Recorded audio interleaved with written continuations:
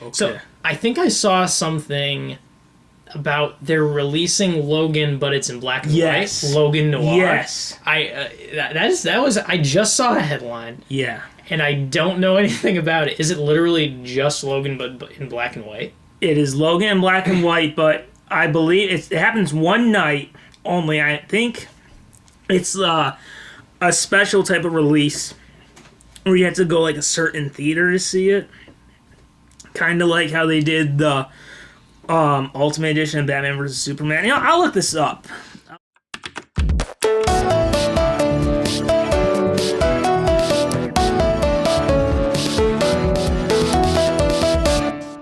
Look this up if you want to keep talking about your thoughts on black and white. Now that we're back from that cold open, this is a podcast called Comment Section. The Comment Section. It may or may not have a the. You know, we're either Michael Keaton or Ben decided. Affleck. If we're Batman. Yeah. This is Comment Section, or the Comment Section, and we're going to talk about some news stories, like this one about this new Logan experiencing Logan in black and white. The thing is, I feel like I can see how that makes sense. Like that there was a movie called Logan in 2010. I just found this out. It probably doesn't have anything to do with. No, but I thought that was cool. Yeah. Carry on. Let's react to it. Well, I just introduced the podcast. I don't have a lot to say about Logan Noir. Yeah, I think it's Is that what it's called? Is it? I think maybe that was just what they referred to it as, Logan Noir. I thought, but yeah, it might be an interesting way to see Logan. Do you think it would work well in black and white? Yeah, that's what I was. Like, yeah, it's called Logan Noir. I think the reason why, it's such a dark movie that I feel like I could see it being portrayed that way, to have this sort of dark, dreary, gloomy, depressing black and white movie. Okay, here's what I read. According to Wikipedia, the good people at Wikipedia. Love you, Wikipedia. Logan Noir will have a limited theatrical run in the U.S. that begins May 16th, 2017, which I believe is, I think it's around the time the Blu-ray comes out. And the black and white version will be available. Oh, okay, here it comes. It comes into theaters the same day as it comes out on digital HD.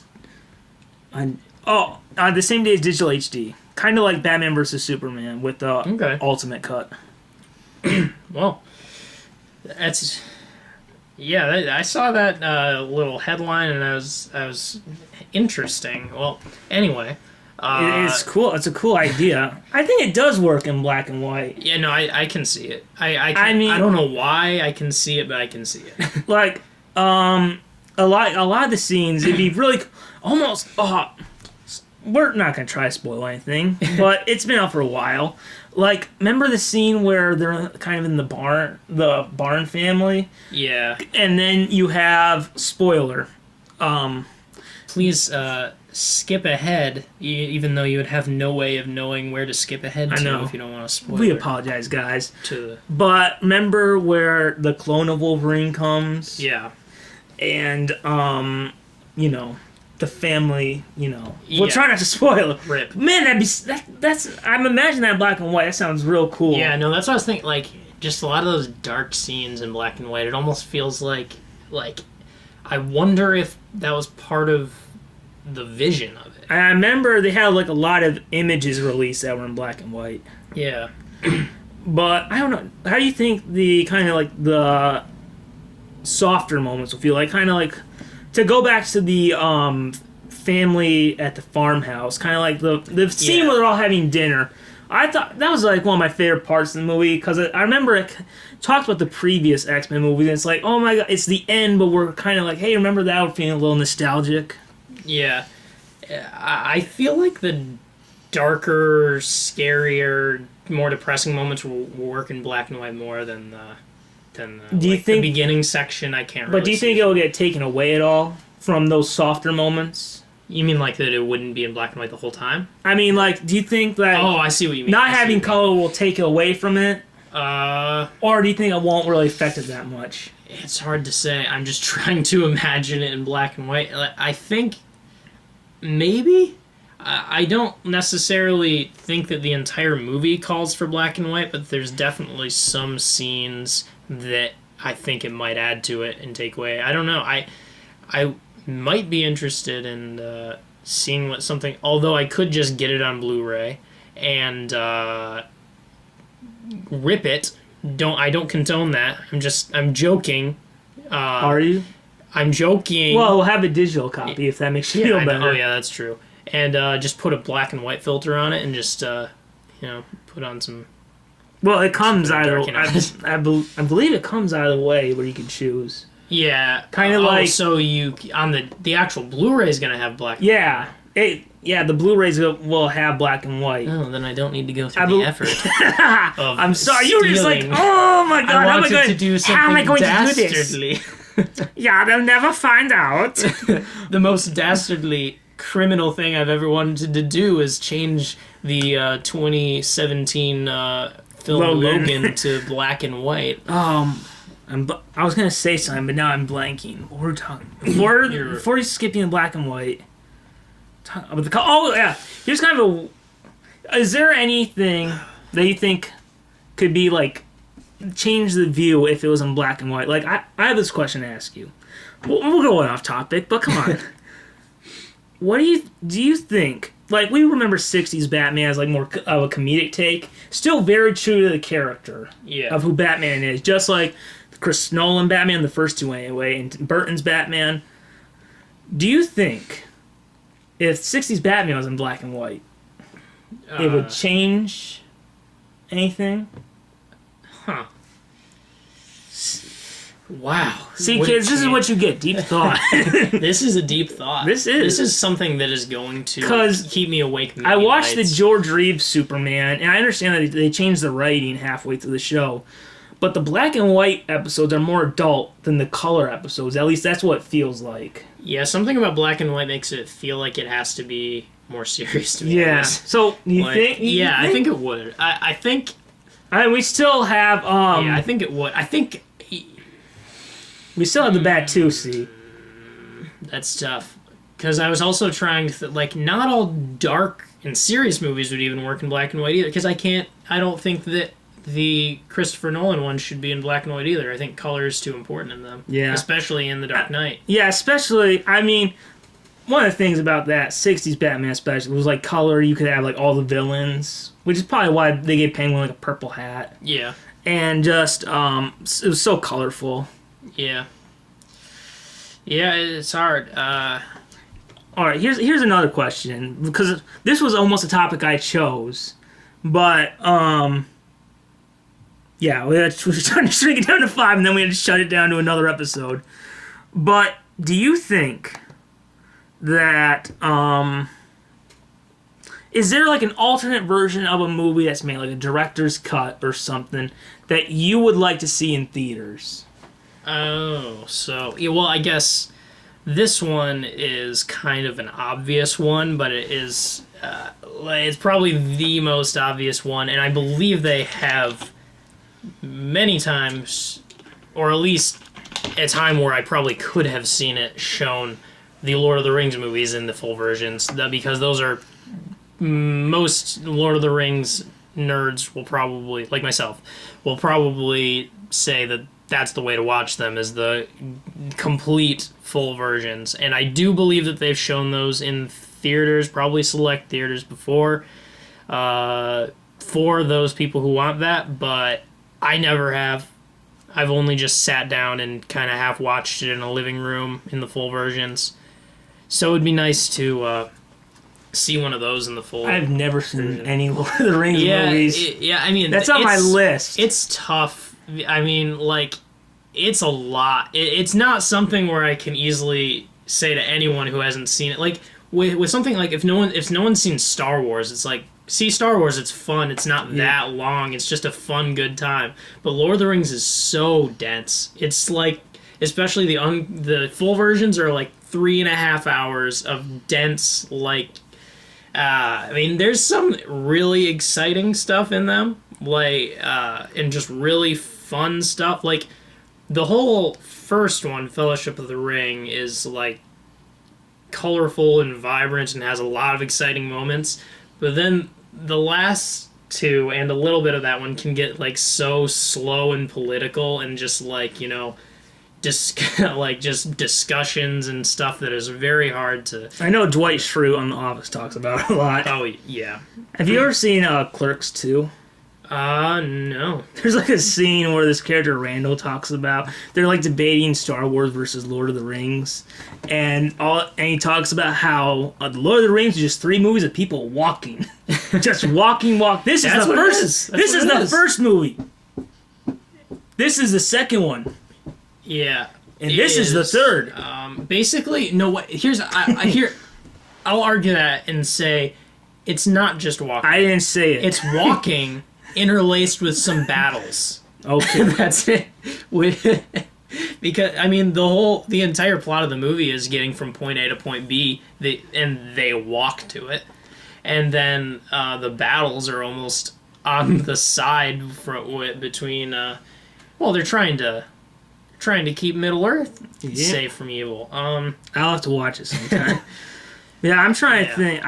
They did have it the day before the Blue. I would have liked to have seen probably the 3-hour Batman versus Superman. You know, the better version. Even though I like the theatrical one, but I would really have liked to. I'd really like to see. Do you know about Superman 2, the Richard Donner cut? The original ones. I don't know a lot about it. Basically, what happened is when they were making the first Superman movie, they were filming Superman 2 at the same time, but Richard Donner, the director, did not get along with the Salkinds, who were the producers, and they were fighting about money problems, and they had to stop working on Superman 2 and just finish Superman 1. And they had like such a bad relationship that they fired Richard Donner from Superman 2, and to make sure that he did not get credit on Superman 2, they rewrote the script and reshot it. So for years in a vault, there was an alternate version of Superman 2. Wow, just a whole alternate version. It's got like a lot of the same beats. Like it's about how Lois finds out Clark is Superman, and you have General Zod. But it's like instead of but there's like a lot of different stuff, and I actually think it's a better movie than. I love the Richard Lester version. And I felt like the Donner version was better. But I would love to have seen that. There's like this really cool scene where one of the ways that... I'm trying to figure out. I think in the Richard Lester version, she kind of finds out he's Superman because his glasses fog off. Like fog from Niagara Falls. And she takes them off and wipes them. And she sees him without his glasses. In the Richard Donner version, she's sitting there. And she sees Superman, she looks at Clark, and she'll draw, like, glasses on the newspaper of him. Oh. And it was really cool. And there's, like, one scene where she jumps out of a window saying, "Save me, Superman!" And Clark, like, super speeds down from the Daily Planet. And he, like, uses, like, his super breath to, like, push, like, some fruit under her so she falls and crashes on that. Oh. But I would like to have seen that version in theaters. So, I guess is a, was that your story, or? I mean, that was just a cold go ahead, story. Go ahead. We want to get right into the news, because since comment section is a show where we each present a news stories to each other. Present something, and then we give our opinions. You didn't ask for them, but you already clicked play, so why not keep going? Yeah, I mean, it's too late. You can't stop watching or listening to something. It's wonderful. You can't. I mean, it's ridiculous. Why stop? Did you hear about... It's like drugs. Why not keep going? Here's something... Here's a topical news story. Heard about this Fyre Festival thing? No, I have not. Fyre Festival. I'm excited now. I mean, this is... I have a more entertainment news twist on this. Okay. But if you don't know what Fyre Festival is, some people tried to throw a music festival in the Bahamas called Fyre Festival. And the tickets, the base, like, lowest tickets you get were like $450. Okay. Which is really expensive. They'd fly you to the Bahamas, and there was a music festival there with, like, oh geez, who is? I don't even know. Like, so these are like known people. These aren't like amateurs. Like, I don't know who set it up, but it was a hyped up music festival that had advertisement, and tons of people were going to it to see artists. I think one of them was Blink-182. They dropped out because they saw that it was not looking good. Okay. And what ended up happening, like ticket sales weren't looking good, or what you're about to say was not looking good. Ticket sales were not were, I think, fine. I think a lot of people were going. This is what was not looking good. It was a bad festival. It's hilariously bad. And if you look into this, it is just hysterically bad. Because basically what happened is people paid $450 per ticket to be flown to the Bahamas, and they were just there, stranded. There was I think I did hear about something like this. There was like nothing happening there. And the luxury food that they promised was like a ham and cheese sandwich. And they just had these tents out in the Bahamas, and, you know, obviously, like, acts canceled.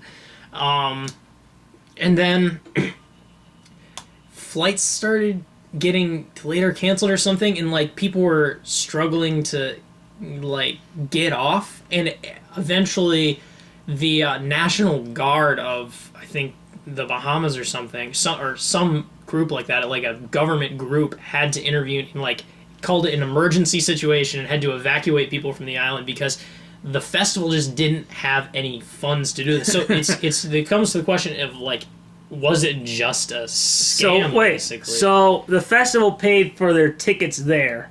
Well, no, I don't know how that worked. Oh, okay. I think maybe their flight to the Bahamas was part of the ticket price, or maybe they had to buy the ticket and then fly themselves to the Bahamas.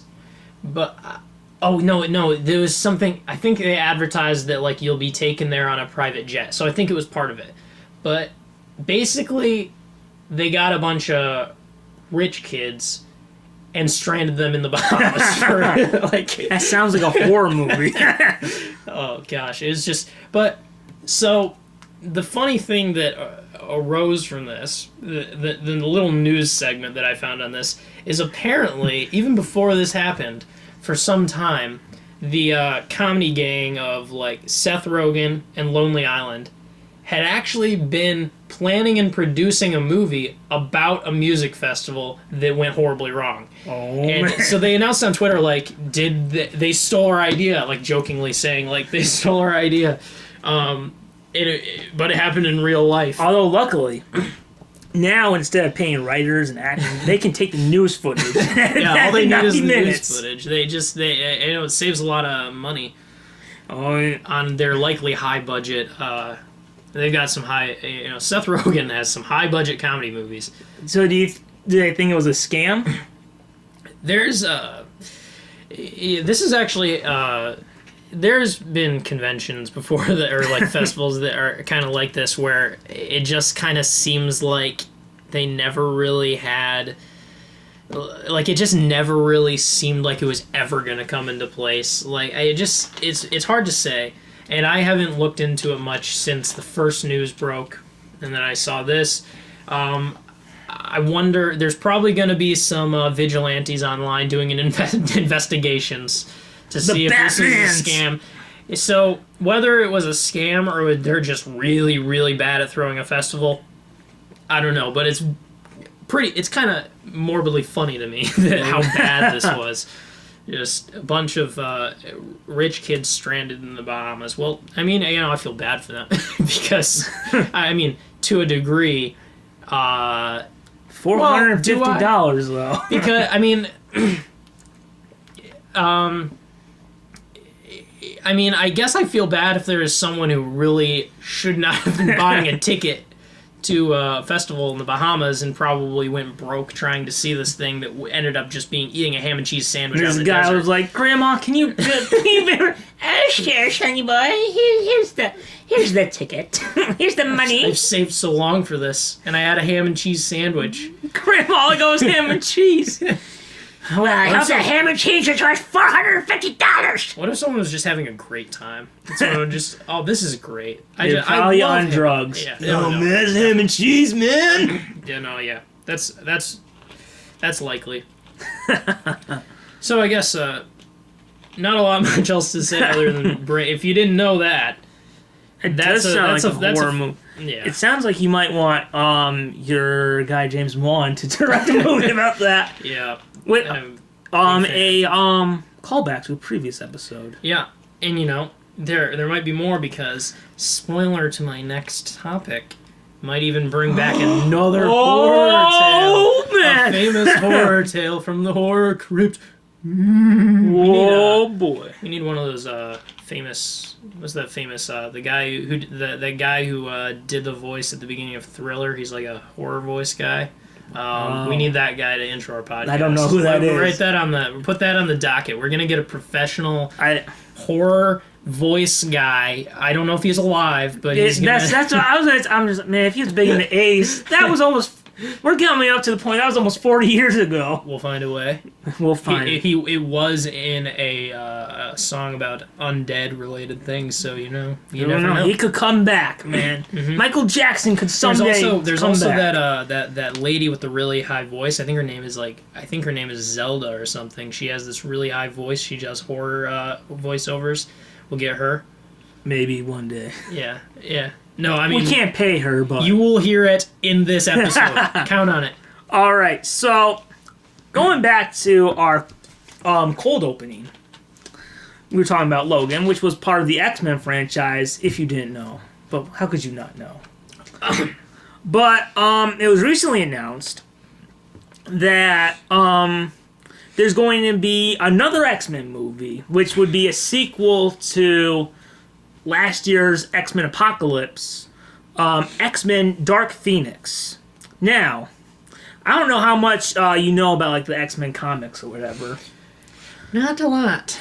But it's interesting because Dark Phoenix was the story that they kind of tried to do in X-Men The Last Stand with Jean Grey turning evil. And the movie... What can we say about that movie? I mean, Bryan Singer left to do Superman Returns, so we got 2 bad movies out of it. But, yeah, it sounds like they're going to try... Because they kind of hinted at it at the end of Apocalypse about the Dark Phoenix saga. And I recently rewatched the 90s X-Men cartoon where they adapted that storyline. And it's obviously it's gonna be like Civil War or how Batman Begins is like Batman Year One. They're not gonna do like the whole story, but they're gonna obviously do a nice little tribute to the story and kind of take parts from it. So it comes out. Where was it? Where are you? Release date. This entire podcast, every episode from now to the end of time, episode 2000, is brought to you by Wikipedia. Here we go. Yeah, we love you, Wikipedia. It comes Couldn't out do without you. November 2nd, 2018. And it looks like Bryan Singer will not direct it because he's going to be working on... Apparently there's an X-Men TV show that's filming right now. And I guess Stan Lee just did a cameo for it. So, Excelsior to you, Mr. Lee. So, obviously it's going to be a little tribute. Well, what do you think about... have you seen the previous kind of X-Men movies in this kind of new series? Because if you haven't seen Days of Future Past... It basically kind of reset the timeline to where all you have now is X-Men First Class, Days of Future Past, Apocalypse, and then question mark over Logan about if that takes place in the future or not. Well, here's a little sad confession that has plagued my life. Time to talk about it. Another therapy session. Okay. I just can't get around. I don't get around to seeing so many of the superhero movies that come out. I think in the past people. The past few years. Have you seen Civil War? No, I haven't. My God. I've seen Logan. as we talked about, I've seen Deadpool. I have not seen Deadpool yet. You haven't seen I was surprised. I think it's great, actually. I'm gonna, cause I wasn't able to rewatch the X-Men movies before Logan, so I'm probably gonna just make up for this time. Yeah. So, and another thing, to be honest, X-Men might be one of the what was the last? The most recent? Besides Logan and Deadpool, have you seen any... So you haven't seen the DC... The last DC movie you saw was Dark Knight Rises. Yeah. So what was the last Marvel Studios movie you saw? Okay. What came before Deadpool? Deadpool is not Marvel Studios. Deadpool is X-Men. Okay. Oh, right. Okay. So we had Civil War... Well, we had Doctor Strange for that Civil War. Do you know Spider-Man's in Civil War? Yeah, I did know that. Oh my god. Oh, I've seen... Well, I'm an idiot. This also is not Marvel Studios, but I've seen the Amazing Spider-Man. Okay, so before that... So, did you see the second one? Second Amazing Spider-Man? Yeah. Yeah. Okay. So, we had Doctor Strange, Civil War, Ant-Man... No. Avengers Age of Ultron. No. What came before that? Oh, Guardians of the Galaxy. Oh, I love Guardians of the Galaxy. I've seen that. Okay. Did you see Captain America Winter Soldier? No. Shame on you. You like that one? Oh my! Is that the best?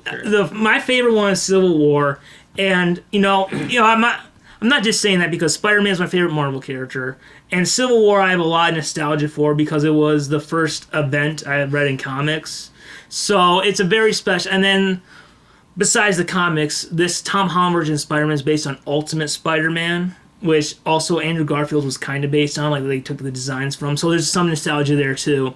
But Civil War is my favorite. Then it goes Winter Soldier, Captain America Winter Soldier. Is this favorite amongst all of the new Marvel? We'll say Marvel Universe. Marvel that Universe began films? with Iron Man. Yeah. And continues to this day to be very successful. Yeah. So that's your favorite of all of them? Is Civil War, and then it's Winter Soldier, and... Civil War is probably in my top to watch because I've heard just such good things about it. It's so good. Is so good. And Spider-Man's also my favorite superhero. So you haven't seen Tom Holland. Which one do you like more, Toby or Andrew? Or are you just like, we live in this world? Let's not. I think, would it be correct to say, people seem to really not like the Amazing Spider-Man. Like, I mean... Here's my theory on that. I think there's two things about what people don't like about the Amazing Spider-Man. One of them I understand, the other is get over it. Yeah. And I mean, it's one thing to just not like it. If you don't like it, look, I'm sorry. I'm sorry. Hopefully you like the new one, or you can go back to Tobey's, which the Tobey Maguire Spider-Man trilogy is probably my favorite Marvel together. It's probably my favorite Marvel movie. Like, I really like Spider-Man 3. I know a lot of people don't, but I really like Spider-Man 3. But where was I going? Why people don't like the Amazing Spider-Man. Yes, thank you for that. Yeah. I think one of the reasons is it's one thing to not like it. I think one of the things that people I'll do the thing that get over it, and then I'll do why I understand why people don't like it. Number one, get over it. People, from when they announced Amazing Spider-Man is coming out, were mad because it wasn't part of the Marvel Cinematic Universe. Oh, yeah. All they cared about was getting him into Marvel. I mean, and they were just like, I'm going to boycott this because he's not in Marvel. Yeah, but I don't know if this is another thing you were going to say, but I also feel like people just get so, like, fussy about stuff being the new version and not the old version. Yeah. They're like, I like the version when I saw it originally when I was a kid. I like the Tobey Maguire Spider-Mans. We don't need this new Spider-Man. Yeah. Like, I like all versions. Like, you know how much I love Smallville. Yeah. I'm so excited to see Tyler Hoechlin's Superman on Supergirl. Yeah. Oh my god, they've done such a good job with him. But, so I feel like that was kind of the problem, is that people were whining. I guarantee you, I can almost pretty much guarantee, that first Spider-Man, I can understand Amazing Spider-Man 2, because I liked the movie overall, but I thought it kind of got a little Iron Man 2 territory with, like, the dad subplot where he had to go into, like, the subway. Yeah. I thought that got a little boring. But overall, I liked it. But if that first Amazing Spider-Man movie had been part of the Marvel Cinematic Universe, I guarantee you there'd be more people saying how brilliant it was because it was Marvel. Yeah, because I didn't clarify yet, but I do. I love the Amazing Spider-Man, especially the first one. Yeah, it's great. Like I like both movies. And the other thing is that so a lot of people were whining about that. And it wasn't, and some people were just like, we got away. No, what happened was the Sony leaks, and they the plans fell apart because Laura Ziskin, the producer, starting with Tobey Maguire's and going to Andrews, through those 4 movies died, and then they had these 2 new producers who didn't know what they were doing and decided, let's build a cinematic universe over one character. You can do that with Batman. What are you going to do with Spider-Man? Like, he's by himself. You could do Miles Morales or Spider-Man 2099, but those are alternate universe characters. So anyway, that was people were kind of whining about it. Another thing is here's the thing I get. We were promised Spider-Man 4. I get that. I was excited for Spider-Man 4. And then it just kind of went away. Yeah. Like, I remember they kept having delays, and then it just never happened. Right. And, like, a lot of people are disappointed about how short time Venom had in Spider-Man 3. I'm real happy now, because we never got that Spider-Man 4, so it kind of ended on a cliffhanger. Oh, yeah. So, yeah, I think that's a reason which I get. Right. But still, it's not a reason to throw a tantrum. Yeah, it was... Yeah, it certainly, I don't think was too bad. I disagree if someone thinks it's terrible. And then a lot of people talk about, what made it so that Spider-Man eventually went back to Marvel. And remember how I was talking about those 2 guys who decided to build the cinematic universe? Yeah. They took over for Laura Ziskin, who unfortunately passed away. Avi Arad and Matt Tolmach. I remember I bought the Amazing Spider-Man 2 Blu-ray. There's a Target exclusive DVD. Whoever made this DVD or put it out should be fired from Sony. This is brought to you by Target. Yes, good people at Target.com. Screw Walmart. Although, if Walmart wants to pay us, we love you. We'll take money from anyone. Exactly. We are not above selling out. We are happy bums. But whoever made that DVD should be fired because they are showing you things in that DVD that they should not be showing anyone. Remember how Norman Osborn died in Amazing Spider-Man 2? Yeah. DVD. Okay, here's Norman's head, which is how we're going to bring him back in the 3rd one. And they're talking about how the next movie that's supposed to come out is supposed to be Sinister 6. And I've thought that maybe the Spider-Man 3 would do that. Spider-Man 3 apparently had nothing to do with Sinister 6. So they're talking about, you hear this interview with director Mark Webb, who's just like, yeah, maybe, hopefully Sinister 6 will work out if we can figure out how to do it. It just felt like there was no plan. It was almost just like, you make the deal with Marvel now, or they might get their full hands on him. And I think that part of the reason why, luckily they made this deal to where they share him. And I think that's what made Spider-Man scenes in Spider-Man Homecoming so great is because Marvel wasn't just on their own. Like they were Sony's employee with Spider-Man. Oh yeah. So they had to make him good for Sony to approve it. Right. Wait, so what was the news talk? We got on this X-Men Phoenix. Keep going down that rabbit hole, kids. That's what this is all about. So, okay. Yes, start, okay. Let's see, let's try and segue back. Okay, here's the question I have for you.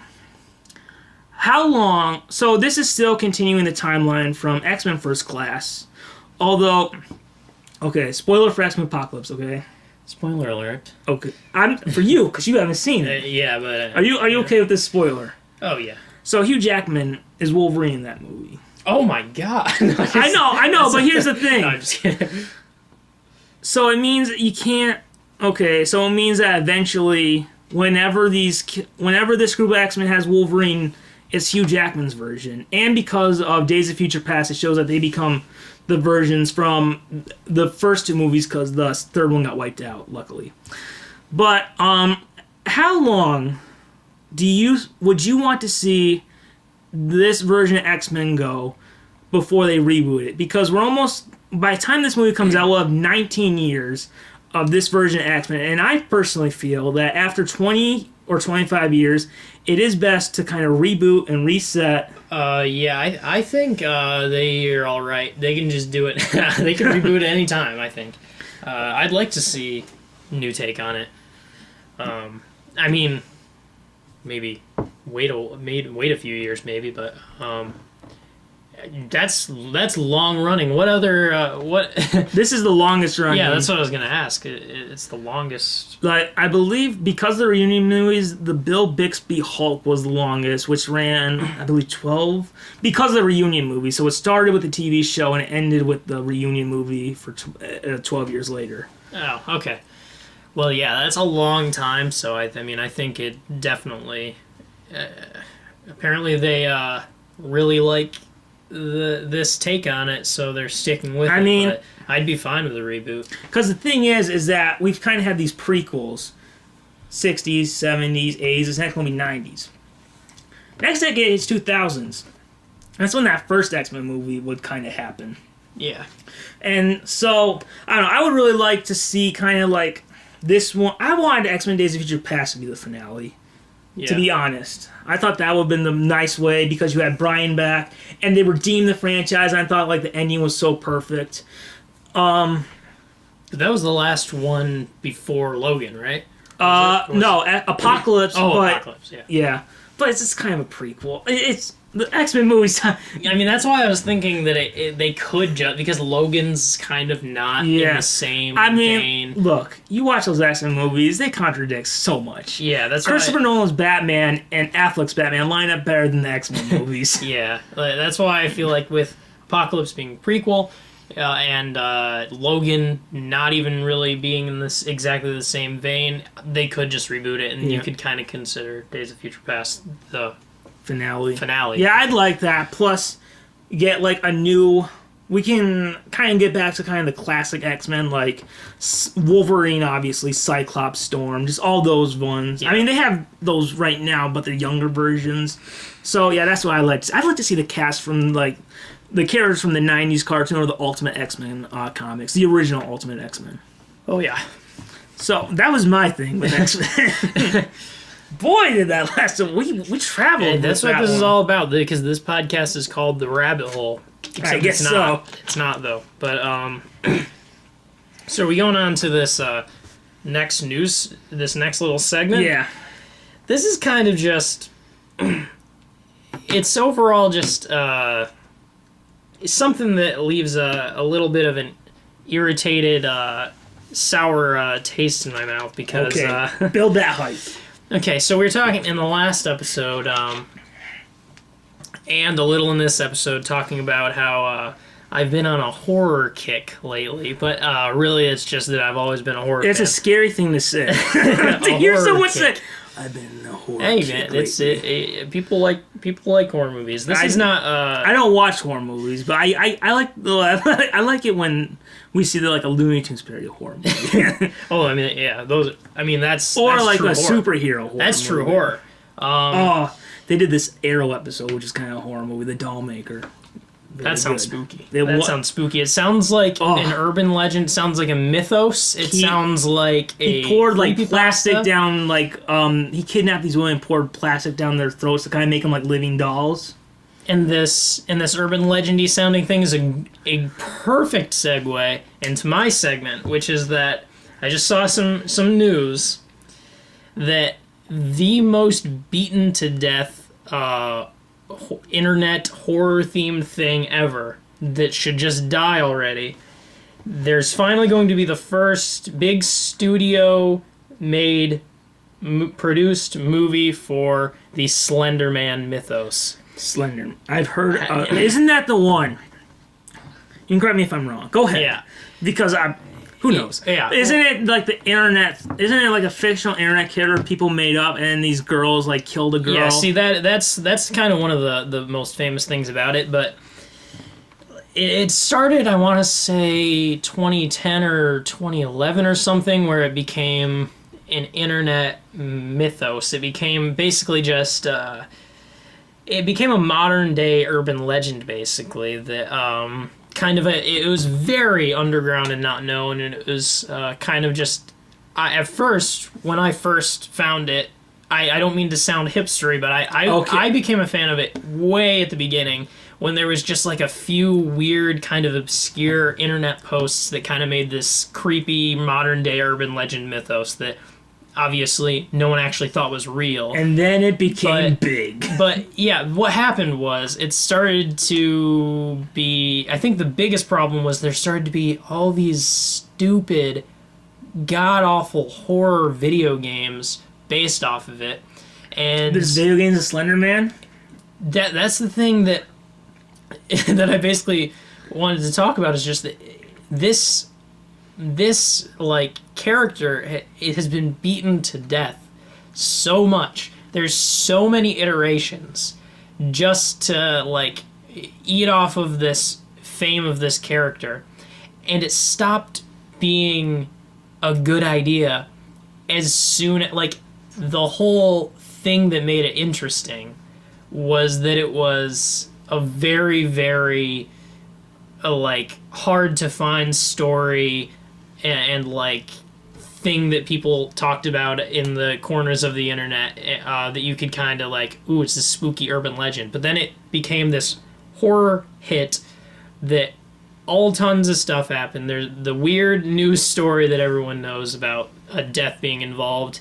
I guess there's a documentary maybe being made about that, and now there's just going to be... I know they covered it on ABC News show 2020. Yeah, yeah, and that's what a lot of people know about it at this point. But I guess my thing is, in 2017, so far after Slender Man was ever relevant, they're gonna make a movie? It's so past its prime. It's a little bit like the Emoji Movie coming out. Oh my god! Do you know about the? Do you know about the Emoji Movie?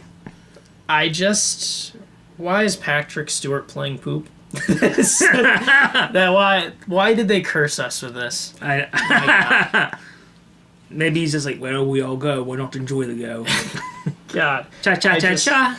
Charmin. I know it's not exactly an original opinion, but I think that that's not good. I think that I don't like that. I think I don't know why anyone thought it would be a good idea to make an Emoji Movie. I mean, I guess there's someone who also made a reference to the last podcast. Someone thought it was a good idea to remake, quote unquote, Big Fat Liar. So these movie execs got weird ideas, but the Emoji Movie is not something I wanted to exist. I don't think anyone wanted to do this. It's literally just like, well, kids love Legos. Well, what do they love more? Emojis. We know what the kids like, and it's emojis. God. I thought we had emoji kind of type movie that was better. It's called Inside Out.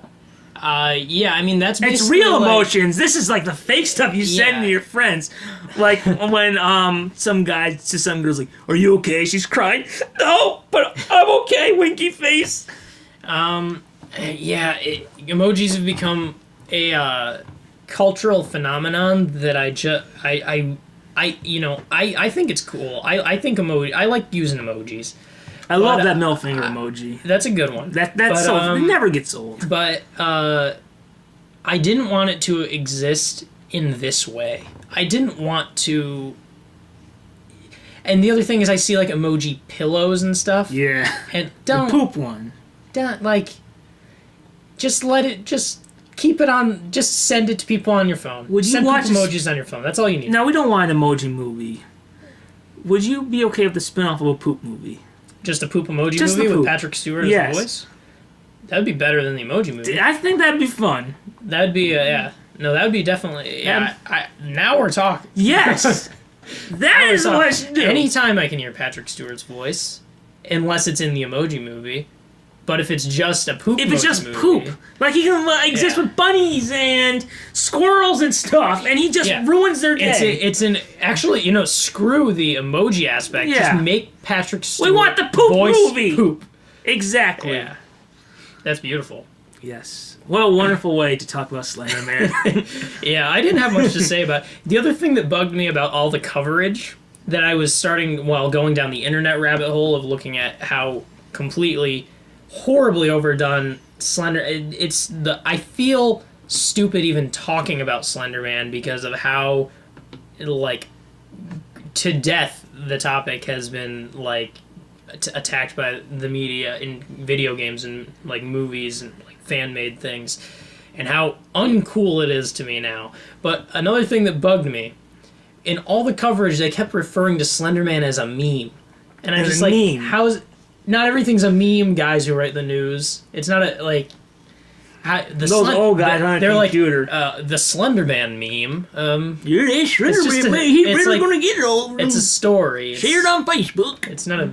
Like, it's... I don't know. I was cringing the entire way through reading all of these articles, and I really want to leave it behind me forever. And with that, I mean, we could probably... You got another news story? I do have another news story.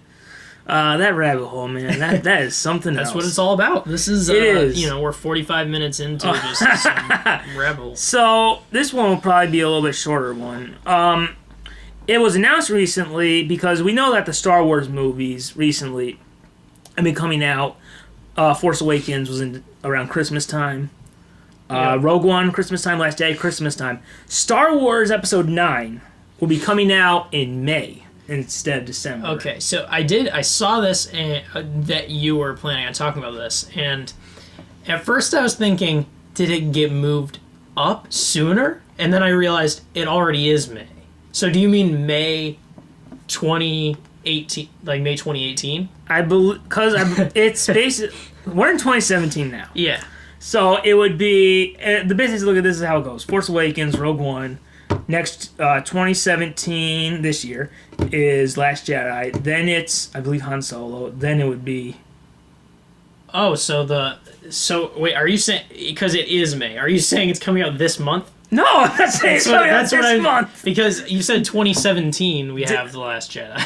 Hey, you know what? It was late at night. I was tired. Look, we all make mistakes in life. Okay, I didn't have to call you out on it. I get it. But so it's yeah, okay. Hey, so we're waiting. These Star Wars movies really help for when you need to learn Roman numerals.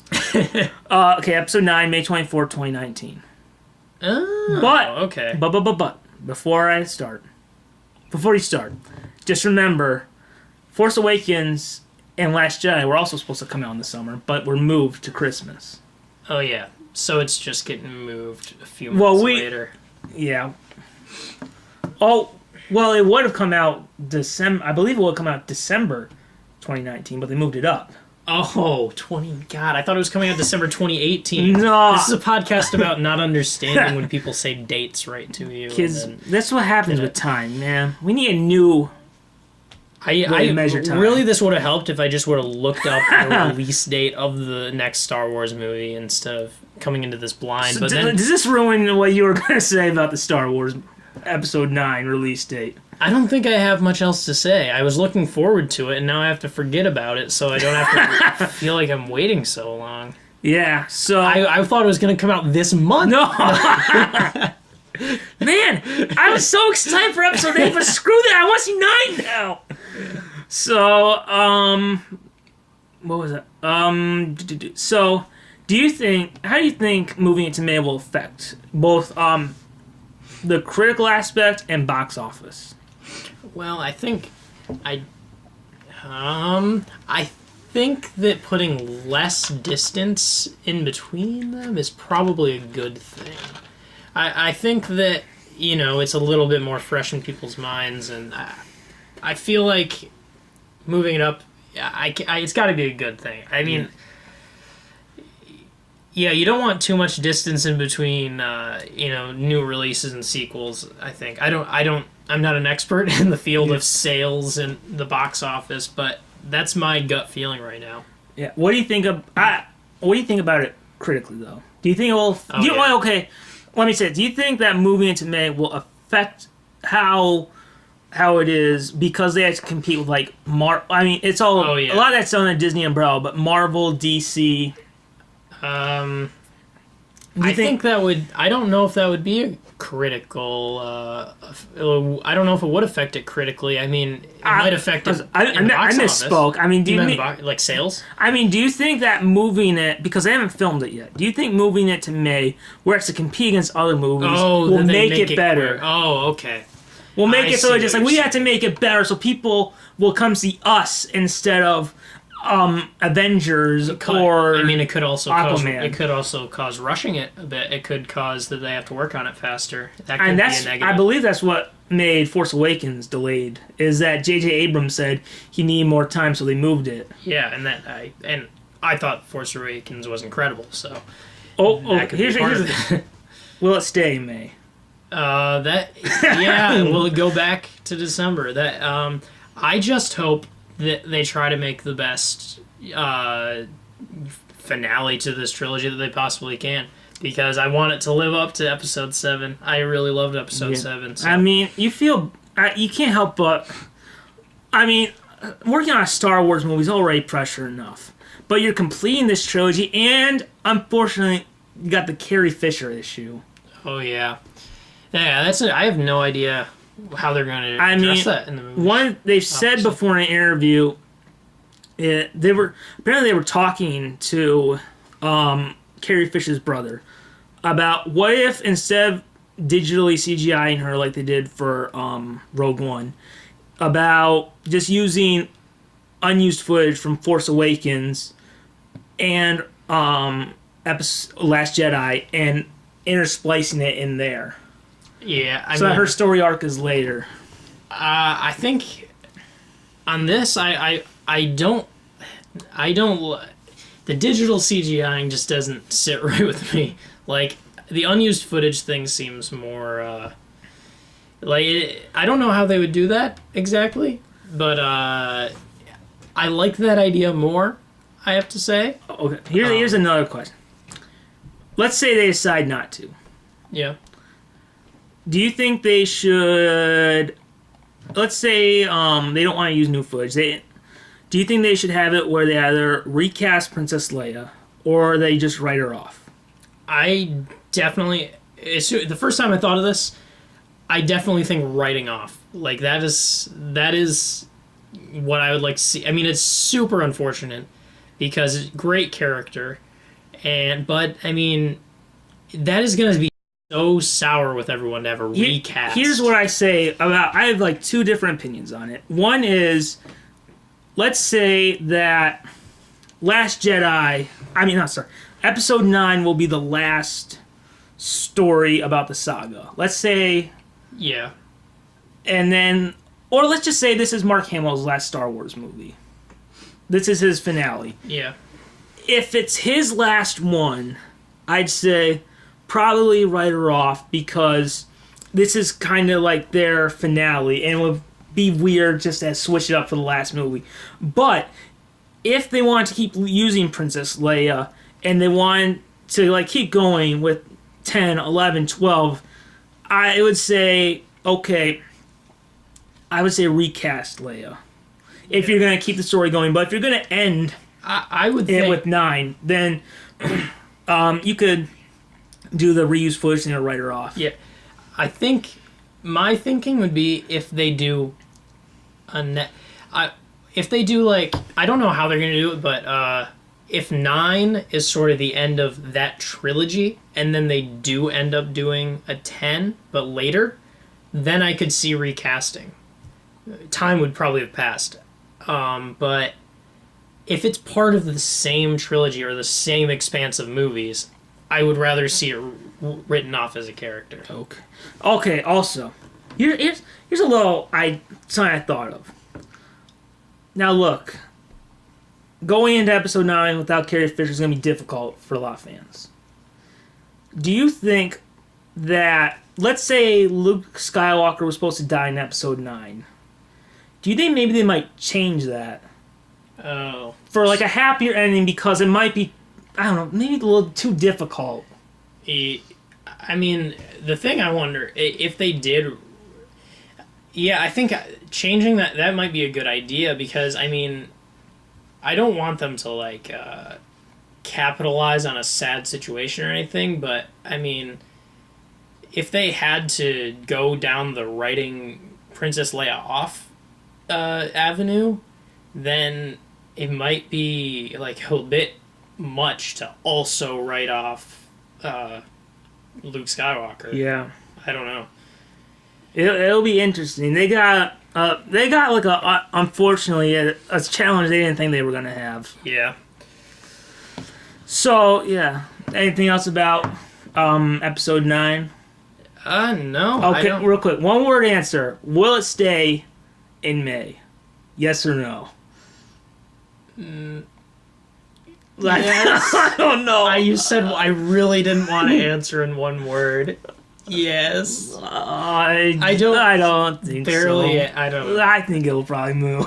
I said yes as like a hopeful yes, but That's what you want. At the same time, what like I feel like everything gets pushed back. Yeah. Oh, breaking that fourth wall, people. That's actually the ring for our new segment. Yes, Did it you is. get that? No, I don't know who that is. It's a wrong number. My God, the call's coming. Here's the thing, from kids. inside the That house. phone actually will show you the message that they're about to leave. Oh man, is this our react segment? Yes, it is. Well, that was great. It was amazing. Oh man, what? So we did our little news segments. Yeah. How many have we done? I think we did 2 each. Yeah. Yeah. We did 2 each, and I think that is it time to look at something that we think is bad? Yes. Okay. I've got something else. So here's the thing. We have something that looks bad or something a little weird. Something bad or weird? Yes. A little bit like, what? I know what the bad thing is, but I don't know. You don't know what the weird thing is. It's an interesting one. I'm curious now. I think we Okay. should look at the weird thing. Okay. So, I'm a big fan of the DC superhero shows, Gotham, Supergirl, The Flash, Legend of Tomorrow, and Arrow. Arrow, I'll be honest, I gave up in season 4. They killed off Black Canary because they had fallen apart. But they kind of redeemed themselves, and they have a new Black Canary who's also named Dinah, so I'm just like, it's something. Okay, so here's what happens. April 10th, okay? Now, on Arrow, have you ever seen Arrow? I haven't. Oh. That's another thing that I am just in the dark about. I have not watched enough things in general. Warning, 1 is really good, 2 is great, 3 is, I think, good until the last 5 are dragged out. 4 is, the first half is okay, second half, crap. Deserve to be canceled after season 4. 5, it's like, okay. Halfway through 5, okay, we're back. Oh, Okay. nice. So, on Arrow, it's not Green Arrow's arch nemesis. That would be Malcolm Merlyn. But almost everyone's favorite villain is this character, Deathstroke, who, did you ever watch the Teen Titans cartoon? Oh, yeah. He was on Teen Titans, you know what I'm talking about? He has like kind of this mask. Oh, yeah. Okay. So, okay. It's a red and white. Yeah. Or not Red and red black. I am... Or orange, kind of depending on the or- lighting. yeah, okay. So, he's almost everyone's favorite. He's my favorite villain on Arrow. And a lot of people were hoping he'd come back. But here's the thing. Apparently, Deathstroke actor Manu Bennett was not happy with the producers or writers of Arrow. Oh. And talked about how he didn't want to come back.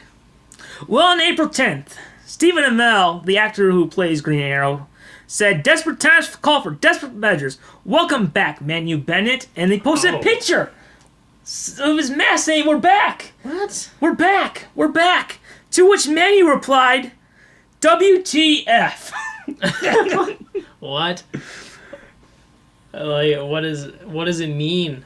Marc Guggenheim, the showrunner, aka Olicity Fanboy 4, the number 4 ever. If you don't know what that is, you don't want to know. Tweeted, "Couldn't be more excited for this. And guess there's no point hiding it anymore. At Manu Bennett." April 10th. from Marc Guggenheim. By the way, I think that's basically it for Stephen Amell. We're sorry, Stephen. You're great, but we're kind of done with your part of the story. By the way, the return of Manu Bennett is only the first of a few exciting announcements about Arrow's 6th season finale. I think he means 5th. Okay. Oh, he did correct it. I mean 5th. April 10th, Manu Bennett. For the record, I'm not going back for Arrow. This is so confusing to me. Manu Bennett continues. Manu Bennett posted a thing on Anagram. Enough bullshit. Enough BS about Deathstroke. This is a family-friendly show. I know. Enough BS about Deathstroke. Fact, Deathstroke Arrow are currently filming in Vancouver is not me. I am in Auckland filming. So there's a picture, and if you see, clearly Oliver Queen is not in his Green Arrow costume. But clearly Deathstroke is in his suit. Oh. Okay, that was April 11th. And then we go... And, okay, we'll go back to April 10th. Marc Guggenheim. Seems like a good day to tweet this. And he posted a picture of a toy Deathstroke. We'll go back. So it seems like it's very interesting. Now, I don't know about if this is like a... Remember Steve Carell in the Office finale about how he said he wasn't coming back? Yeah, so you're thinking it's something like where he might just be joking? He might be goofing? I did. God, man. I thought so. But... Okay, here we go. I thought so until this happened. Marc Guggenheim on April 13th. Happy to confirm that you will definitely hear the voice of Manu Bennett in Arrow's season finale. Oh. So you think, okay, maybe he's trying to do that. But... Okay. Not so sweet. There was a tweet from him. A tweet to him about how someone tweeted to him about how he was definitely on set. Okay. And then Manu Bennett says, seriously ridiculous. Using a photo of me from a year ago on beta test? Have you seen my hair now? Okay, so to go back. Okay, here we go. So Marc Guggenheim said, happy to confirm you'll definitely hear the voice. Manu Bennett replied to that. Marc Guggenheim, thank you for that slight clarification, but isn't using old pre-recorded ADR for Deathstroke not kosher? Oh. So... Gosh, so... Why this... Okay, here we go. Here we keep going. Man, this guy talks a lot about Trump. I think that's pretty much it for Guggenheim. So yeah, I think you were absolutely right saying this is a weird situation. It is. What do you make of this, Marc Guggenheim? It's a picture of clearly someone else in the Deathstroke costume. Oh. And then he wrote to Marc Guggenheim, I rest my case. Okay, so yeah, just someone who doesn't know anything about any of these people. I am very confused at this drama or possibly simulated drama, but it seems... Look, I hope it's simulated. We would love to have him back. Because, like, why would they so... If he's not coming back and he's actually arguing that he's like, what the heck are you guys saying? I'm confused as to why they just straight up mislead about it. Here's the thing. We'll talk about Marc Guggenheim in a minute. Here's the thing. They're talking about how a lot of people from Arrow are coming back for this season 5. I'm hoping Roy Harper, who, if Green Arrow's Batman, Roy Harper is like his Robin. Yeah. I'm hoping he'll come back. So who's what's the Mark? What's his name? Guggenheim. What's his Anytime role? there's a bad episode Arrow, you cry out to the heavens, Guggenheim! Marc Guggenheim, he developed Arrow with Greg Berlanti and Andrew Kreisberg. Okay. And they were the three of them were the showrunners for the first 2 seasons, and then when they started working on The Flash, which is part of the same universe, Greg Berlanti, Andrew Kreisberg left to work on The Flash, leaving Marc Guggenheim in full control for season 3. Okay. And then season 4, Wendy Miracle started working with him on the showrunner, and they've been the showrunners for seasons 4 and 5. Okay. Here's the thing. Little thing about Marc Guggenheim. Basically, he writes... Basically, to become a writer on Arrow, you're a 12-year-old girl who tweets to him. Basically, if you write fan fiction, he'll grant your wish to come true about Oliver and this character Felicity who has nothing to do with Green Arrow at all. Okay. And then in the comics, he's supposed to end up a Black Canary, and then they killed her off in season 4, which is like, let's say you're watching a Superman movie, it's like they killed off Lois Lane. So, and I swear to you, the third to last episode of season 4 and the second to last were literally this girl from nothing from Green Arrow Comics, Felicity, typing on a computer with her hacker dad, and they're hacking stuff. And you have her this male clone of her, Curtis, also hacking. And Green Arrow had 5 minutes of screen time. I love TV hacking. TV hacking is... Let's just say he was the one who, I think, look, Arrow went down reins last year. It deserved to get canceled. So you're kind of saying that he kind of, in a sense, he made it feel more like a fanfic of the series than the series. Yes. Because a lot of series start to feel like that. And then you get to the point where they basically made this, in season 4, Felicity the main character. And she was a fan favorite in seasons 1 and 2, but you can tell Andrew Kreisberg was the one who made that character work. Because if you watch an episode of Arrow from season 3 or season 4 and The Flash, if they aired the same week, one day apart from each other, the characters are night and day of how different. One is the comic relief, the other is this whiny complainer. Like, they did this episode, I swear to you, this is last week. I'm skipping tonight's episode. Last week, a whole episode about how she's in this hacker group and she's betraying Green Arrow. And this character Diggle is talking. Oliver, who's Green Arrow, in case you didn't know, I don't know if I said. Oliver and Diggle, who's who worked with him on his crime fighting. Oliver and Diggle are talking about, man.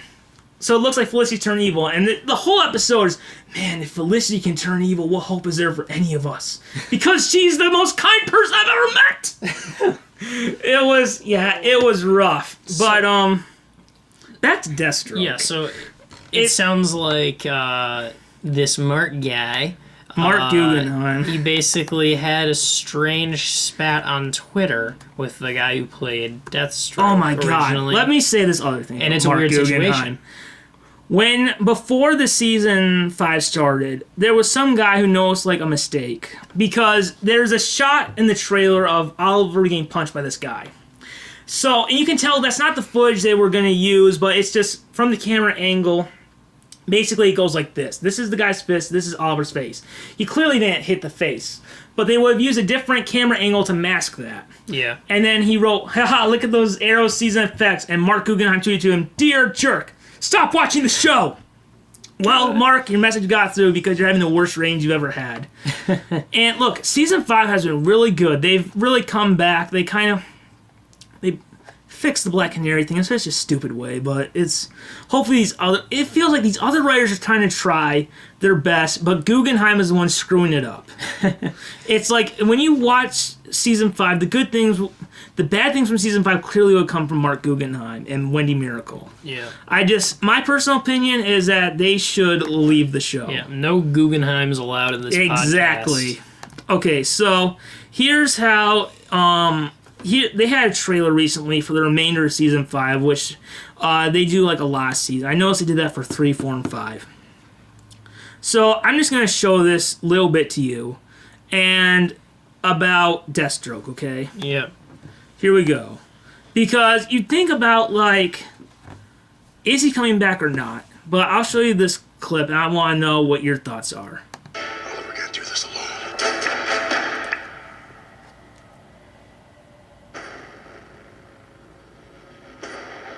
Hey, kid. glad you came back. So that's Hey, all kid. of him. Hey, kid, I'm glad you came back. He's got such a great voice. But, I mean, if he was coming back, why not show him? Yeah, so that was Deathstroke. That was Deathstroke. That was his voice you heard. So that was the voice. So basically, it seems like from this spat, it seems like they're trying to further this idea that he's coming back, but it's not even totally clear that he actually is, and they just used a voice from him. Yeah. So that's what's happening. Why wouldn't, if you knew, like, you could get away with it. Because the actor hasn't been back since season 3, but he's appeared in season 4 and 5. It's clearly another guy in the costume and he has no lines. So why not just get a voice actor who could copy it? Like, a lot of the pictures he's retweeting are clearly from previous seasons. Yeah, right. So why not just get another actor? Why would you go through this? I'm kind of confused what Mr. Guggenheim. Guggenheim. I know. What is he getting from this? The only, like... Oh, here we go. Recently, April 22nd. So it's really you as Deathstroke in the final finale, or you just did the voice. I'm excited to know that. I hope it you, Heart. Kitty, little :3 kitty face for those who want to know. And then Manu, as Marc Guggenheim of Arrow confirmed, they are using my voice. As for what's inside the cell and behind the mask, that's still arguable. All right. So this is from April 22nd, and that trailer. You got it up. I think I closed it. Yeah, it seems. I'm pretty sure that trailer is older than that. So it seems like it's not some weird setup or not. It seems like he's actually not actually in it except for his voice. Is that what it seems like? Yeah, it feels like they're just using that, but Is that what this weird situation is? This will come out. This trailer came out 2 days before that tweet. But I don't know. I mean, remember the Steve Carell thing? Did you follow that for the Office final season? I did see like him he kept saying no, he's not gonna be in it. no. But that was a little bit. They wanted it to be a surprise. I wasn't that one didn't seem. I would believe this situation more because of how adamant he seems. I mean, on the Twitter. thing that I think really nails it is that final scene in the trailer where if it was him, you'd feel like they cut and show his face. Yeah, I mean, it seems like a little too in the dark. And if he was going to be, like, wouldn't you think they'd be even a little more sneaky if he was going to be in it? Like, why would they have his voice, and then why would they have, like, Mark saying on Twitter that it's his voice? It just seems like he's being sort of, like, side-eyed about it. Like, I mean, sort of... to be fair, man, they promote Deathstroke whenever. Like, there was like a little 10-second thing he had in the 100th episode, and they promoted that. But it wasn't like they were like, Manuel Bennett's coming back. Yeah, definitely a weird situation. It's so strange. Like, that's weird. I mean, at least with The Office final season, Steve Carell and Greg Daniels, the showrunner on that, were on the same page. Yeah, that, and it always seemed that way to me, that it could just be sort of they're trying to keep the surprise. So he just says no. Like, people, it makes sense for people to say, no, I'm not in it. But it seemed like the Deathstroke actor is being so adamant about it. Like, he's like, trying I'm not prove. coming back, people.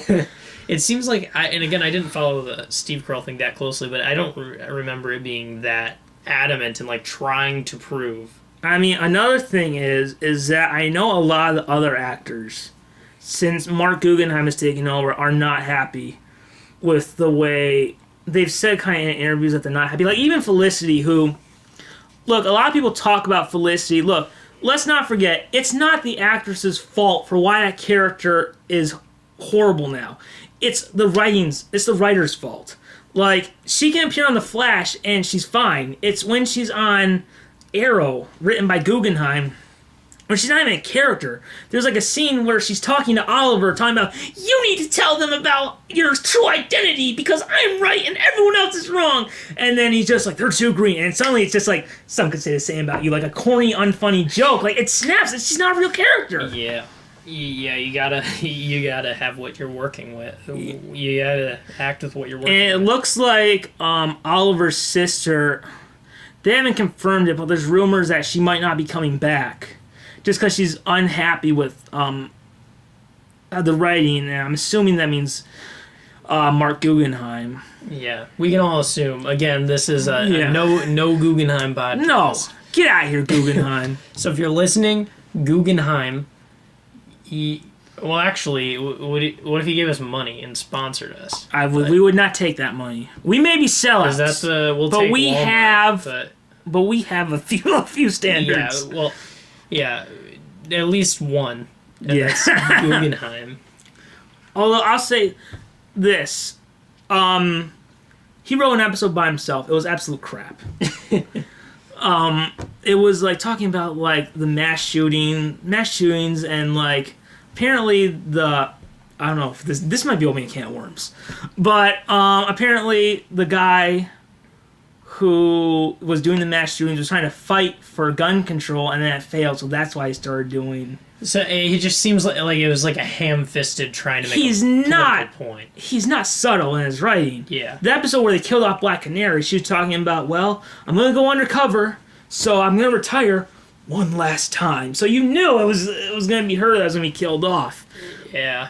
So I don't know. I mean, I don't know how much, when he co-writes with someone, I don't know how much is written by him and how much is written by someone else, but he did a co-wrote Christmas episode this year, and it was very good. But at the same time, there's some episodes where you can clearly tell it was him who wrote those segments. Yeah. But yeah, although Arrow season 5, a lot of people were back by the first episode. And actually, the 100th episode and the Christmas episodes what kind of brought me back. And then what they did with Black Canary, look, it was stupid the way they did it, because they could have had. Well, we'll just say there was a wonderful way to bring back the character with the same actress, and they botched it. And then they had this new actor who is basically written the same way, has the same name. I mean, Dinah. They're both named Dinah, except the first one went by her middle name for some reason. But I was just like, well, they did with Fat Tony on The Simpsons, so I guess it's close enough. But yeah, it's been very good this season. I'll say this: if I was superstitious. Mm-hmm. So we've had 5 seasons at Arrow. Season 1 finale was really good. Season 2 finale might be, it's in my top 10 favorite episodes. Season 3, which I liked. I know a lot of people didn't like it. I liked it mostly except for those last few episodes. Season 3 finale, not very good. Season 4, show deserved to be canceled afterwards. Now, what was the Now, to be superstitious a little bit, he was in those first 2. Right. So even if they're just using old footage or old audio, maybe the season 5 finale will be the first good one since season 2. Oh yeah, I see your logic in a superstitious sense there. I mean, to be fair, I do believe he wrote the finale, so right. Let's not get too hyped. But yeah, the trailer was really good. Yeah, and they've been doing a really good job so far. There's been some issues. Some really stupid decisions, but overall... Yeah, shows, when they run a long time. Yeah. It's tough. I always am a fan of the ending when you're on a high note, when you're just at the top of the curve so you don't have a chance to go down. I'm always a fan of that kind of... My thing is, look, this show can still keep going, but I just feel like Marc Guggenheim needs to go. Yeah. If you're listening, you're fired. You're fired. You can take it from us. That's what the president you hate so much would say. Yeah. That's a. We ended on. We tried to end this on a more positive note. We did. We're just like, maybe the season finale Arrow. This will be the first good one since season 2. And Yeah. So how long was this one? Whoa! oh yeah, Oh man! Get ready for those long car rides, we kids. I mean, yeah, you got to take a trip for this one. You got to take a trek. Hey, there's longer podcasts. Yeah. It's fine. So hey, that's a wrap for this one, isn't it? That's a wrap. Well, then this has been the one and only comment section, the podcast, or the comment section podcast, where we And he go- doesn't mean the one only episode. There's another episode before yeah, this. the one and only podcast called comment section or the comment section, where we go down insane treks and down rabbit holes into chaos and talk about things that, based on the news, that probably have very little to actually do with the news that we were saying. Look, we don't know what we're talking about, but we try to entertain you for a little bit. That's really the only goal. I mean, if you just tuned into a random part of this episode, for all they know, it's an Arrow podcast. Watch it be. Watch it be where a few weeks, man, we were wrong. He is back, guys. Yeah, that'll be interesting to follow up on, because it's just, as someone who has no idea any of this other background besides what you showed me on Twitter, I have no idea what's going on, and it confused me. It probably confused you when you saw it, but It's very interesting. that's the podcast. Yeah. So, bye. Keep falling down that rabbit hole. Nice.